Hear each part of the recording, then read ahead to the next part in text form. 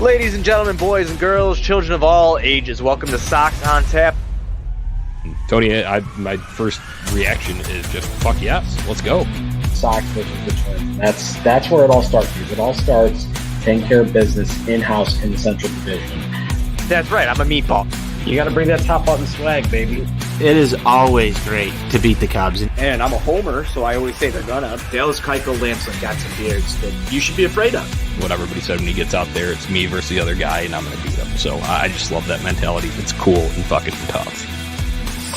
Steve, would you say that Tony is mad online? I would definitely say that. The White Sox winner.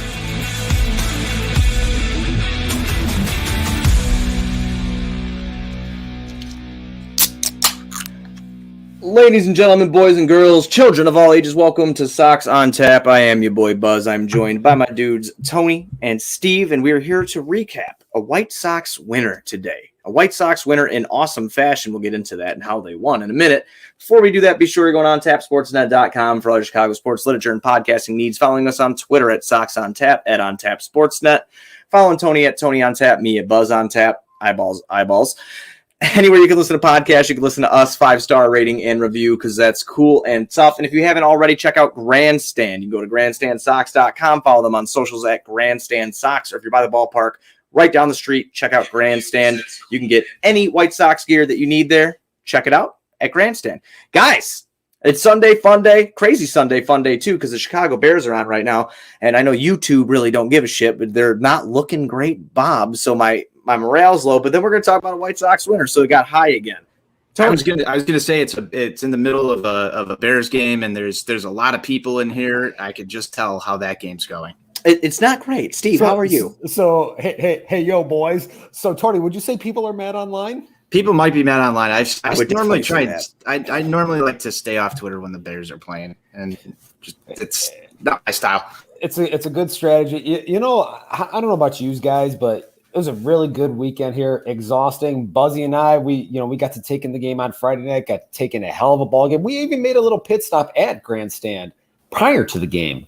So that was Buzz's first actual in-store experience right there. So, kind of popped his cherry on that one. So we had a lot of fun with that. And listen, just a lot of fun here. It's going to be a fun, entertaining week, maybe with a surprise or two along the way. Can't wait for that. I like surprises. Surprises are cool and tough. So let's get into this. White Sox lose Saturday's game. We did not have a post game on Saturday because we were just doing, drinking stuff and watching the game and then being upset afterwards. I thought I had to go console Tony because he was not very happy. He actually took his frustrations out on me and beat the crap out of me in the show. We did. We had a nice night playing MLB The Show. It was great. It was fantastic. Yeah, it was great. It was great for you, buddy. Great for you. How many hits did you have? Three. And they all came in the bottom of the ninth. Yeah, Chris Sale looked nasty. Yeah, I'm not going to break that game down because I don't want to. I don't want to. Steve looks like he's enjoying himself, though.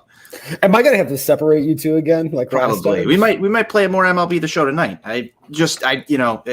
Random off the wall topic here, but just got the new Xbox, and I wanted to compare and contrast what it was like on Xbox One and the new Xbox, and so Buzz got to experience that with me.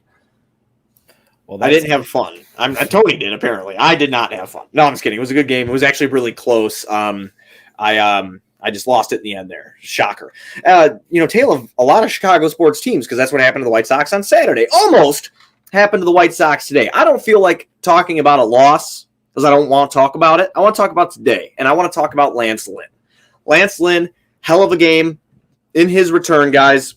Looked really good. There's some rumblings about something coming out on OnTapSportsNet.com about this start. But Lance Lynn looked great. He went 5, 2 hits. He only had 70 pitches, no earned runs. He struck out 9 in those 5 innings, only threw 70 pitches today, boys. He looked really, really good, and it was great to see.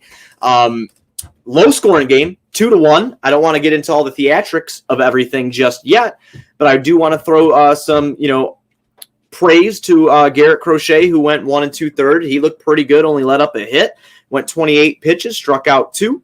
Me and Steve actually took this game in together. He was going to see some family. He stopped by today just to take in some of the game. Jose Ruiz came in. We were both very scared, and we both immediately ate our words. Guys, speak on, Tony, we'll start with you. We'll go Steve after. Speak on Lance Lynn and Crochet today and just the pitching in general.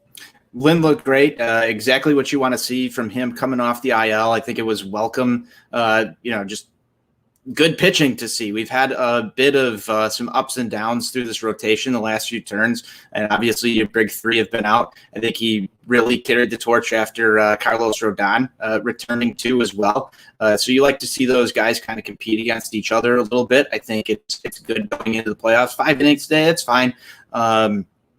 Probably would have liked to see him go a little bit deeper into this ball game, but he's had some issues getting into high pitch counts earlier on this year too. So you've got to rely on the bullpen to get stuff done. You talk about Garrett Crochet coming in; he's starting to grow the beard back a little bit. Notice that he's riding mustache only for a little while. I think just the different facial hairs and how they play into pitcher success. Steve, as we get into yours, I want your take on this too. You've seen Dylan Cease grow the beard out, him get a little bit more confident, more successful. Is Garrett Crochet growing the beard back too? I know it might be a little tough for him. He might not get to Buzz level, but is that part of his success as we see him ramp back up here and take some quality innings? So just good stuff with him. But I think what was really working with Crochet is just location, man.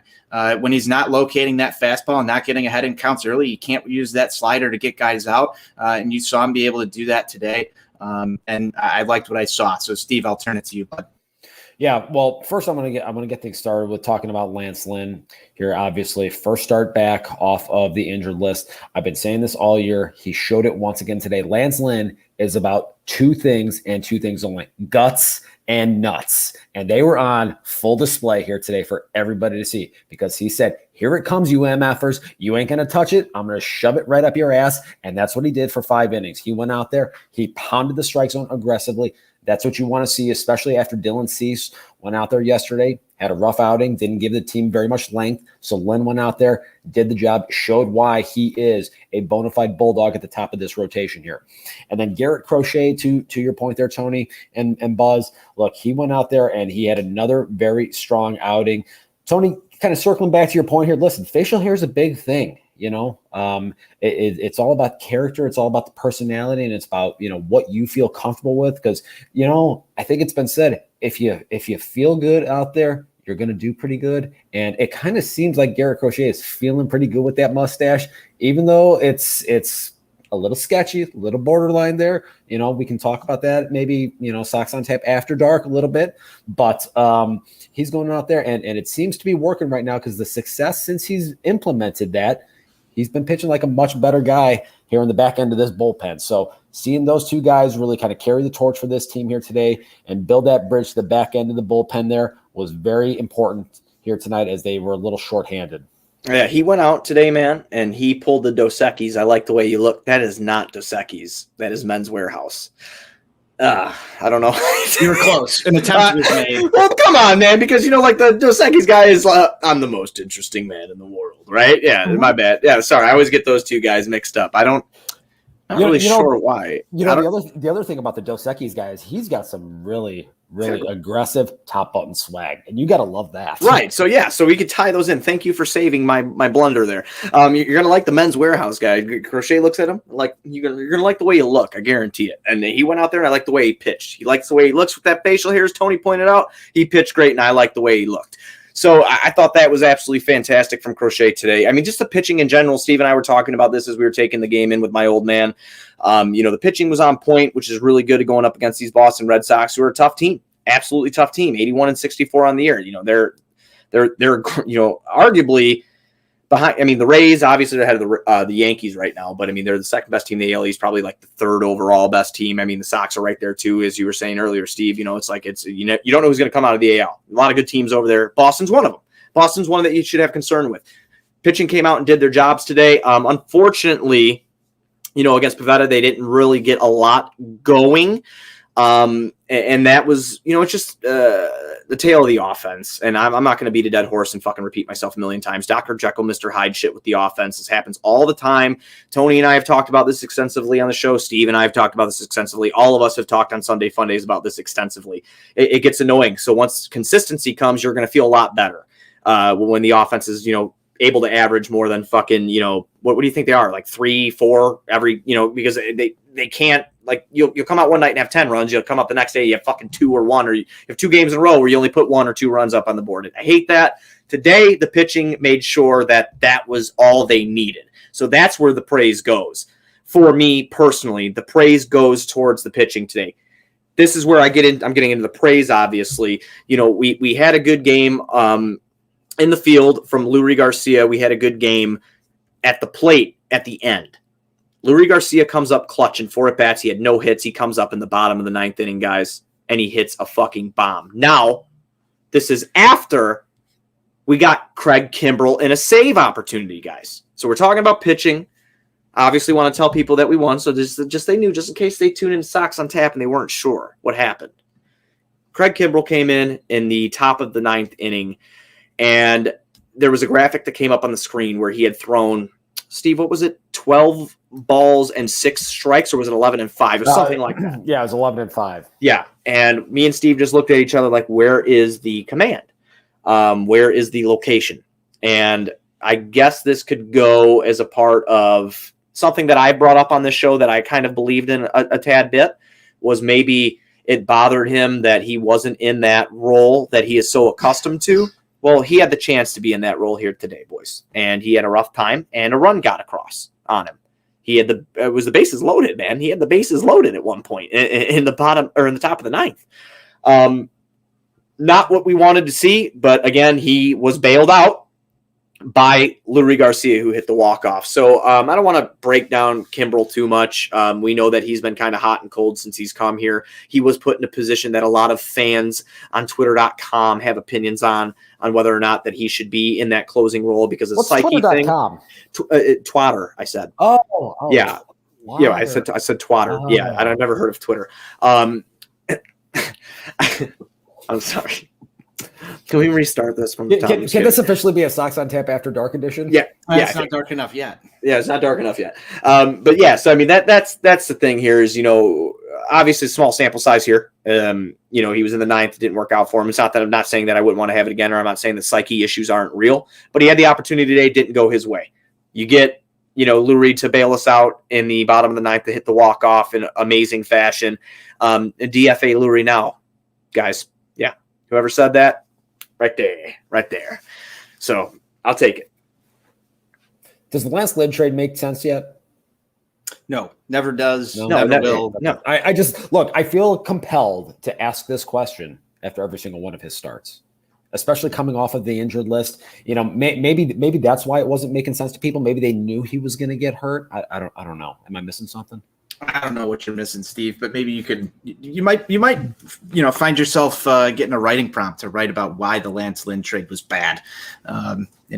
We'll talk about it later. But Buzz, you talked about Craig Kimbrell and some of the struggles. I just want to know, because Billy Reffeld, one of our White Sox writers, said it on Twitter today that he misses Alex Colomé. Where are we at, boys? Do we miss Alex Colomé yet? Listen, I love the idea of Alex Colomé, and I loved the production out of Alex Colomé that we had, and we were lucky enough to have for, would you say a season and a half? Is that fair because of the 60 games or whatever? Yeah. So, I mean, 2 seasons, whatever. He was lights out for the White Sox. He absolutely was. But I still remember people would complain that he made things interesting. He did, yeah. Now you've got 2 guys at the back end of the bullpen who cost a lot more than Alex Colomé. I think it's a fair argument to say you've got 2 premier pieces that are top dollar value guys at the back of your bullpen. And just because it was interesting last year, there's a lot of dynamics at play here. Because did the Sox catch lightning in a bottle, which is essentially what you're trying to do with most pitchers and get their most successful seasons at the back end of the bullpen? To catch lightning in a bottle? Is Alex Colomé still the guy that he was last year up in Minnesota? No, he's had his struggles as well. He's kind of reclaimed himself a little bit too. But all of this that culminates upon, do you miss Alex Colomé? I don't think I miss Alex Colomé. I think I miss just somebody at the back end of the bullpen that's that consistent. Because it feels like we don't have that. We've kind of gone up and down these waves a little bit more than we're used to after being treated to what may have been Alex Colomay's best seasons in his career. It was a twilight, right? I mean, I think that's fair to say. It was a twilight of his career. He that was the best he's ever performed in those two season and a half, or whatever you want to call it. You don't have to keep correcting yourself. I know. I try not to, but I'm just trying to be correct about it. That's all. I mean, it was just, they're going to get you on Twitter.com because you right. didn't properly classify that it was one season plus 60 games. And I don't want to get got. Okay, so I don't want to get got. So I just want to make sure I got my shit straight here. There you go. Again, the confidence, even when Colomay had issues, I had in him personally, and I know you did too, Steve, not so much. But the confidence that I had in Colomay, I feel like it was more so than how I feel now. Even when Steve and I were there on Friday and we got the Hendricks, Hendricks came in the ninth, and Steve and I were just like this. If you're not watching us on YouTube, Twitter, or Facebook right now, hands on our head, standing up. If you're not, you should be. Yeah, we were pacing back, just a little bit of pacing. Not because we don't have faith in Liam Hendricks. It's just we've seen some shitty stories before this year where I feel like when Colomay made it interesting, we got out of it all the time. We cocked our hats because cocked hats were for closers, and we got out of the jam. Now, I'm still waiting for Steve's comment on this because the whole entire reason I brought this up was just to get Steve. Yeah, you baited him. I saw what you did, Tony. That's bait. That's bait. That's bait. Yeah, he threw out a fucking fishing lure with a Miller Lite on it. Yeah, he drinks Miller Lite when he hangs out with Buzz. Okay, and he even bought me a bucket of it. But anyway, you threw out a Miller Lite out there, and now you're trying to bait Steve, and I think he took it. So I'm gonna fade away here and let Steve answer this. Okay, so my biggest issue, and I think the biggest issue that a number of people had with Alex Colomay during his tenure, is the fact that he doesn't miss a lot of bats. And that is simply something that for a closer and a guy in the back end of the bullpen, you'd like a guy that misses a lot of bats and gets a lot of strikeouts. Also, he had a penchant to get ahead of guys 0-2, 1-2. And then next thing you know, it's, you're working a full count again. You're getting a 9-10 pitch at bat. He might get the guy to ground out, but it seemed and it felt like it was a lot tougher than it should have been. Now, I will say this, that in the shortened season last year, that was only 60 games, Buzz. It was not a full season, just so that we're clear. He did induce a lot softer contact than he had the prior year. So, if you look at, and I know, obviously, Tony, you're not a big guy on the expected stats, from Baseball Savant and things like that. But Colomay's numbers actually last year were significantly better than they were in 2019. So I said, and I even wrote a piece for OnTapSportsNet.com that people can go back and they can check out over the winter, where I said that the Sox needed to either close the deal on Liam Hendricks or bring Alex Colomay back because they needed a proven back-end guy in the ninth inning to handle those final 3 outs, because turning that over to Aaron Bummer or to a collection of guys that have been in this bullpen here, as we have seen this year, the inconsistency and the ups and downs that this overall unit has had, it would have been disastrous if they didn't have one of those two guys on the back end there. And we can talk and we can debate about whether or not it was the right use of resources to go and get Liam Hendricks versus bringing back Alex Colomay. I know Ken WO is probably, shitting himself right now because, Alex Colomay, he has, nudes on him or something. But, the fact of the matter. You're coming after Ken so hard right now. Listen, I'll go after Ken. Believe me, that's fine. But where did you meet Ken from? A twatter. Yeah, I've actually met Ken, and I've actually met Ken in person a couple of times, and he tries to play like he's this big bad heel on the interwebs, but in person he's really a big softy. He's not, he doesn't have that true heel persona. The whole reputation is crashing and burning for him right now. Here's I'm gonna clip this and put it on on social media. I'm gonna go like this now. Again, tag him. Yeah, but continue, Steve. No, so I mean, I guess the greater point here is, do I miss Alex Colomay? Right. No, but if they didn't have a proven back end guy in the bullpen, would that absence make the Sox bullpen issues even more significant? Yeah, absolutely.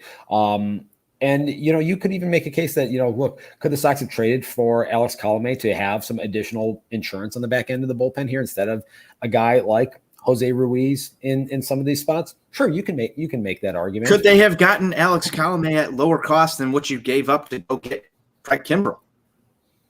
I'm sure they probably could have, yeah. Let's look at this, and I think it's way too early to do this, but guys, if we do not come away with a World Series in this season, and you don't strike gold here, is the money that's tied up that Jerry, forgot to check on because Rick needed, you just brushed over it. Does that money come back and haunt you this offseason? Because that's my biggest worry right now. Here's my thought on this. I would not be at all surprised if for some reason, if this team does not win the World Series, if Craig Kimbrell is one of the guys that gets traded this winter as a means of helping to kind of reallocate some of the limited financial accepting resources. the team option and making a move to a team that could use a guy in a closing role because his resume speaks for itself. Yep. Right. But are you comfortable doing that? Are you comfortable moving Craig Kimbrell off the back end of this bullpen and riding in with Jose Ruiz and Aaron Bummer? And you think Michael Kopech's probably going to be vying for a spot in the rotation next season. This bullpen does need somebody, but the money that's loaded at the back end of it, I don't see this team carrying without there being some sort of cut elsewhere. And you got to probably make a decision on Carlos Rodon. They're loaded right now with this. And if it does not go right, there's probably going to be a lot of offseason discussion around that. That's just my thought. You're bringing me down a little bit. I'm not trying to bring you down. I'm trying to play devil's advocate. You're doing. I'm just trying to play devil's advocate. You're hurting me. If you miss Alex Coleman now. You're hurting me like you did in the show yesterday, and I don't appreciate it. Boys, let's bring it all back in here together. Let's bring it all back in for a nice big family hug, But Steve always playing mediator. Listen, that's what I am. I'm a man of the people. I bring the people together. That's Tony just likes to hurt me. He just likes to hurt me when I'm like fucking Louis Garcia hits a walk-off home run and Tony goes into full detective fucking asking the hard-hitting questions shit. And it's just like, ugh, and it's like the stuff where people are like, why are you even talking about that right now? It's not time to talk about that. But you know what? Yeah, it is, because Tony said it was apparently. Because I just wanted to talk about a walk-off home run. And then Tony had to come in with that's where my mind went. I don't know why. Call me, whatever you want to call me. But it's Detective Crazy Marchese on the case. Yeah. There you go. But let's talk about Lurie Garcia. For a while. We'll transition out of this. We'll get out of the negativity. We are drinking victory beers. How happy do you guys think that Johnny Nani was? I don't know if he got to watch this, but I'm sure he saw it. How happy was he? Well, Buzz, do we want to let the people in on a little inside secret here about what happened when that ball came down in center field? I mean, Buzz and I, we were watching down in the Buzz cave there, and we saw that thing. Do I need to put a viewer discretion advised? We embraced. You might need to listen. It was a very aggressive bro hug. Yeah, it had been about 36 hours since I had been around Buzz and just his overall musk and his essence, and I missed it. And we brought it in there for the real thing, man. That's that Duke Cannon. Where are you, Duke Cannon? I don't know. I've reached out to their people. Where there was that Duke Cannon. He just smelled the whiskey, the Buffalo Trace soap, and he was like, "Oh, dude, it was a walk-off winner, bro hug. Right now, you smell great." And I said, "I know." It's that Duke Cannon. Fantastic. I'm glad you showered today. I didn't actually. It's from yesterday. Wow, now that's great. That's great news for Duke Cannon. Yeah, it's advertising. You don't even need to shower. It's crazy shit. No, but we were super stoked down here, man. We enjoyed a beer or two. Got to see that walk-off winners. We had Red Zone on one TV, and then whatever game was on the other down here. It was great. It was awesome to see. And then Tony, as we were happy and we're sitting down and we turn up the post game, because here comes Lurie to talk about what he did, and then you get Steve Stone and his questions. And Lurie, how do you stay so locked in when you don't play every day? Does that motivate you? Can Can't you just let the guy have it, please? That's the first walk-off home run of your career. Can you believe it? Like, bro, come on. Come on, Steve. Be better. Be better, Steve Stone. Let the guy have his moment. Don't remind him that he's not a fucking everyday player. I feel like you're taking a shot at me for asking the Alex Coleman question. I'm looking you right in the eyes as I'm saying all of this right now. Like I have not stopped. I'm baiting you now. I got a Budweiser on the hook. I pick up what you're putting down here. Yeah, and I'm not going to get reeled in on that one. I also agree. That's not what you do in that situation. Yeah, well, right. You do agree though. Bush League question. However, I probably would ask the same question because if I'm Steve Stone and I'm analyzing this team at this point in time, I would ask a guy, maybe not the first question. How do you stay locked in when you don't play every day? But that is a genuine question, I think. Ill-timed. Maybe a little ill-timed. And I knew you were going to bring that one up. So I had my answer prepared. Guys, let me switch gears here for a second here. Obviously we're all very happy for the legendary moment that took place. And like I said, Buzz and I, we had a legendary reaction to it and a legendary moment. Tony, let me ask you this question. If you had to guess, what do you think the White Sox record cumulatively against the AL East was here in 2021? Somewhere near 500, Steve, is where I'm going. Somewhere near 500. But Buzzy, I'll turn this one over to you now as well. Cumulatively, what do you think the Sox record against the AL East was in 2021? I remember we got spanked by the Yanks. We got spanked by Boston in Boston. I think we beat them. We beat the Rays here 2-1, I believe, right? We just beat this. You know what? I'm gonna go above 500. Yeah, I think it's above 500. I'm gonna change this, and you're gonna come back on this narrative of Sox can't beat good teams because I remember a very successful Toronto series at home that I attended, and now that I'm thinking back, we were there together. Yes, we were, Buzz. And after this one right here, you have another series win against the Red Sox. You did take one in that series that Steve, you and I went to, which might be my favorite baseball game I've ever attended in my life, out in Iowa. Shout out Sean Roberts, Iowa Zach. Shout out Jason Hosking. What a hospitable state for the White Sox out there in Iowa. They've gotten their wins. They've had some trouble with some teams like the Rays and New York. Steve, I'm getting there. I think the problem is if you're looking back to it, and he's got the numbers. I know he does. I know he's got the numbers. If you look back to it, some of the losses were very close games that were ugly that made you feel worse than if you had just gotten blown out. Because I'm going to ask you, do you have the run differential as well? I don't have the differential in front of me. But what I can tell you is that the overall record against the 5 teams in the AL East in the 33 games that were played, the Sox went 19-14. Take Baltimore out of there. If you take Baltimore out, they were 12-14. But Baltimore exists.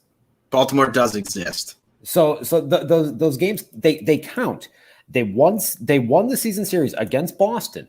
They won the season series against Toronto. They split the season series with Tampa. The outlier in all of this was the Yankees series. And if you think about this, okay, that first series in New York, that very first night, Andrew Vaughn hits into the fucking triple, that goofy ass fucking triple play when they had an opportunity to take the lead or at least tie the game on Chapman in that sequence. What are the odds of a guy hitting into a triple play for a guy literally right at the third base bag there? Okay, so you have that circumstance. They coughed up another game on the Sunday of that in the bullpen. I remember Kopech giving up a home run. The only game they got blown out by the Yankees was the Saturday afternoon game in New York, in which Garrett Cole just went out there and shoved against them. They blew the game on Saturday at home against the Yankees, and then they lost a close competitive game on Sunday at home. So they were in all of those games with the exception of that Saturday in New York. So this narrative that they can't beat these good teams, yes, they went 1-5, but to sit there and to say that they can't compete with these teams, it's bullshit. It is bullshit. Sorry, don't put that on the screen, Tony. I got a screenshot of you. Very, very, very, very sad. I'm about to post it to social media. Please there. don't. So sorry, I was a little late on the mute button. That was fantastic. That was pure fandom I just saw from your face of being very mad online. But yeah, Steve, I hate want to you. get back to you know my shtick already. I want to get back to the fact that the Sox have played really good baseball against the AL East, and it's something that I think if you really go into this, you think the Yankees are probably the most dangerous in this. And I haven't looked at what they've done today, but they're in a little bit of a free fall after going on like a really, really, really hot tear after playing the White Sox. I am probably the most afraid of the Yankees in October. I don't know about you guys. I'll tell you something interesting. At this very moment in time, the Toronto Blue Jays would be hosting the AL wildcard game. Yep. Because they won again today in Baltimore. They have won 9 out of 10. They leapfrogged Boston. And as of this very moment, the Yankees are out of the playoffs. Yep, they're 3-7 in the last 10. Yeah. So, and the fact of the matter is, and they are trailing the Mets right now 4-2. So they will be a full game out of that final playoff spot. That now, just makes me so fucking happy. But, that makes me so fucking happy. But Tony, the thing that I need to caution you about is the Yankees are approaching a very soft spot in their schedule. I know they got a makeup game with the Twins coming up here tomorrow. Are you going to root for the Twins tomorrow, Steve? Never. That's a clown question, bro. Dead. Never. No. I want the Yankees like dead and buried. I think because to me, the Twins can win tomorrow, Steve. The Twins can win tomorrow, and I've started to kind of get into these hypothetical scenarios of where we line up for the playoffs and who I want to root for. If the Twins win tomorrow, Steve, it doesn't hurt anything as a White Sox fan, like nothing. I would rather have Toronto. I would rather have Boston, the two teams that we have actually played in the AL East very well, or the Rays for that matter, in a playoff series. So I'm going to root for the Twins. I don't really think you're wrong. I'm going to root for the Twins tomorrow. I know that may hurt you. We're discussing it publicly. This is the first time we've talked about it. I could have saved this for a phone call because it would have been hard to say, but I'm rooting for the Minnesota Twins. Yeah. You're doing too much banter. It's not our shtick. To do this in a public forum like this, Tony, I'm gonna be completely honest with you. You're kind of breaking my heart right now, and I'm gonna get a little sentimental here. I never thought that you would do this to me. I'm used to having things not necessarily go my way, and but for you to turn on me like this, I never would have expected it. I'm so sorry. I just had to make the admission to you because I don't want to lie to you, Steve. I respect you too much. Yeah, there's too much love here. There's too much love. I mean, you guys embraced today. I didn't multiple times this weekend, actually. Multiple times. No embraces for me. It's true. Well, that's because you don't come and hang around. You don't like that. You need me to get the Buchanan Budweiser, and then you'll come hang around more. If you want to get me near you, Buzz, that's a smart move. That's what I got to do. That's what I got to do. All right, too much banter. Let's keep rolling. So all right, so we'll go into Tuesday's game. The White Sox are off on Monday. They will be hosting the Los Angeles Angels. It'll be Packy Naughton going up against Lucas Giolito. Naughton's 0-1 with a 2.57 ERA in 14 innings pitched. Struck out 9, walked 7. He's let up no long balls. That will change on Tuesday. He's going up against Giolito 9-9 with a 3.69 ERA, 158 and a third innings pitched there, 180 strikeouts. He's walked 47, let up 25 long balls. That is the matchup against the 70 and 73 Los Angeles Angels on Tuesday. Boys, we'll get into it. Obviously, we know we want to win these games. Let's improve this seeding. Why don't we talk about picks to click on Tuesday? Because there is some fun news we could bring up that the straw that stirs the drink should be back on Tuesday. And if you don't know who I'm talking about, that is none other than the heart of this team, in my opinion, Tim Anderson. He'll be back on Tuesday. So I'm sorry, I'm going to have to take the first one here. That is my pick to click on Tuesday. Well, I'm going to double up on this action here because, listen, Timmy, he's back in the house, baby. I'm thinking he's going to want to start fast. I wouldn't be surprised if he tries to go nuclear on that first pitch and put one on the Ryan. I feel like this was so fast. Picks to click already. It's only 34 minutes, but I'll give mine. Gavin Sheets, obviously, is my pick to click. If he is in the lineup, I'm going Gavin Sheets. He's kind of pissed me off quietly.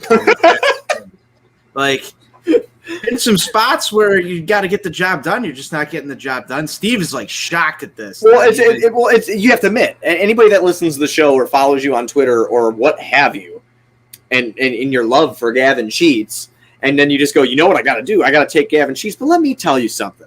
He's really fucking pissing me off. Yeah, he is. He's pissing me off a little bit. I mean, he comes back, gets called up, hits 2 bombs, and then goes silent. Like, it's time to show it again. Like, there's only so long of a leash that you have after a really impressive ball game to show up and do something. He's had some productive outs. He's gotten on base a couple times. I think he started a rally on Friday night's game as well, or was part of one at least there. But other than that, I'm I was sorry. just watching the Bears. Other than that, Gavin Sheets needs to start hitting the long ball a little bit more. Check those comments, boys. Uh-oh. Yeah, he can. I've got words. I've got words for that guy. Oh, boy. Yeah, he's sitting in Buzz's basement right there. Look at him. He's so in that Bears T-shirt. Very sad. I hope the Bears lose just so he can take that comment. Man, what the hell? Okay. Okay, we'll talk later. Things are getting really, really aggressive here. I mean, we've had a lot of just shots being taken here tonight. He's being mean to me. I'm not being mean to you. I was being mean to Bert. You're projecting your Gavin Sheets anger onto me tonight, and I'm just... He needs to just hit one into the Goose Island, above the Goose, and everything will be okay. I think he's got the power to do it. I've watched him hit it all the way up to the Johnsonville deck in Milwaukee and BP. He'll be fine. Well, I hope that's the case. I really do hope that's the case. Boys, you guys have anything else before we ride out into the sunset here for the night? Anything anybody wants to bring up? I'm just looking forward to getting back to the ballpark on Tuesday night. Tony, I know you'll be there as well. Yes, sir. It was a fun couple of nights here. It was a fun, exhausting weekend, leading into what's going to be a really interesting and entertaining week. I may be having a very special dinner with a very special Mang tomorrow night for a business little venture. So that'll be certainly interesting. It's me. It's me. It's not you, Buzz. I wish the dinner was with you. I'm a special Mang. Listen, you are my special Mang. This is just a special Mang. Gotcha. Okay. Take that, Tony. I'm special. So we got that, and then like I said, who knows? There may be a lot of Tony hate tonight. There may be another surprise or two along the way here in the coming days. Who knows? A lot of Tony hate tonight. There's no Tony hate. There's so much Tony hate on this show. You whipped me on the show, and then you were talking smack about Lurie, and then you baited me.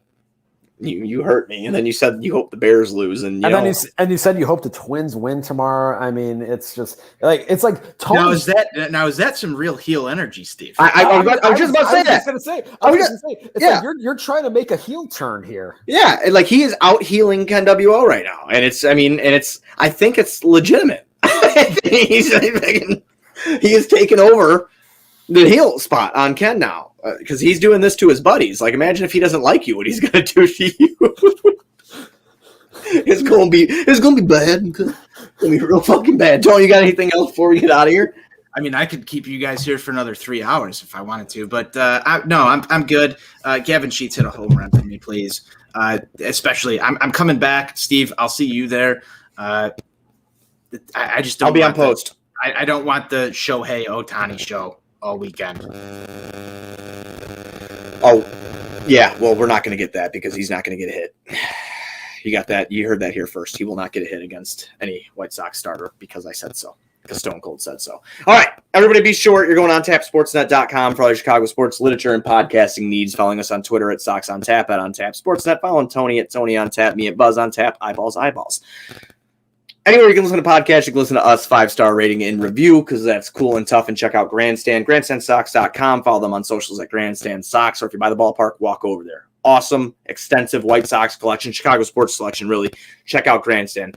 I'll be back on Tuesday, I'm pretty sure, with Johnny. If not, it'll be a Buzz solo show so we can have some fun, and I won't be made fun of for a little bit in the episode about my Bears love and how I got my ass kicked in the show. White Sox forever. White Sox forever. White Sox for life.